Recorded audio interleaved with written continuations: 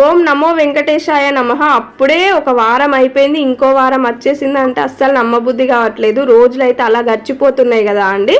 నాదైతే సప్త శనివారాల వ్రతం మొదటి వారం అయితే అయిపోయింది. ఇప్పుడు వచ్చేసి రెండో వారం అండి. అసలు మొదటి వారం కంప్లీట్ అయిపోయింది అన్న ఆలోచనే లేదు. అప్పుడే సెకండ్ వారం అయితే వచ్చేసింది. కానీ మొదటి వారం కన్నా ఈ వారం మాత్రం చాలా చక్కగా ప్రశాంతంగా అయిపోయింది అండి. ఎందుకంటే మొదటి వారం కొంచెం భయంగా ఉండే, ఈ వారం అయితే భయం లేకుండా టెన్షన్ లేకుండా చాలా చక్కగా అయిపోయింది. ఇంకా పోయిన వారం అన్న కొంచెం 6:30 అయిపోయింది, పూజ అయ్యే వరకు కొంచెం లేట్ అయింది. కానీ ఈ వారం మాత్రం 5:30 వరకు అయిపోయిందండి. చాలా చక్కగా అయిపోయింది, సూపర్గా అనిపించింది.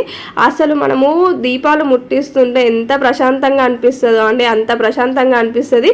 ఆ తండ్రిని చూస్తుంటే అసలు అన్ని బాధలు పోతాయి. నేను ఈ రోజు అయితే అన్ని చూసుకొని మురిసిపోయి ఒక 1/2 అవర్ దేవుని ముందట అలానే కూర్చొని ఉన్నానండి. అంత ప్రశాంతంగా అనిపిస్తుంది. ఈసారి అయితే మంచిగా తులసిమాల కూడా మళ్ళాను, అంటే కనకంబరాల మధ్యలో పెట్టేసి తులసిమాల కూడా వేసేసాను.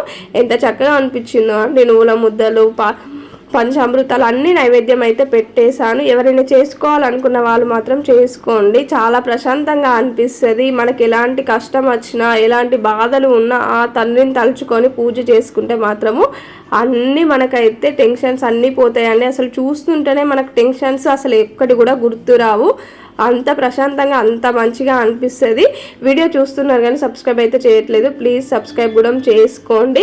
మొదటి వారం కన్నా ఈ వారం చాలా చక్కగా అయిపోయింది, చాలా తొందర అయిపోయింది అండి. అసలు 2 వారాలు కంప్లీట్ అయిపోయినాయి అన్నట్టయితే అర్థమైతలేదు, అంత తొందరగా అయిపోయినాయి.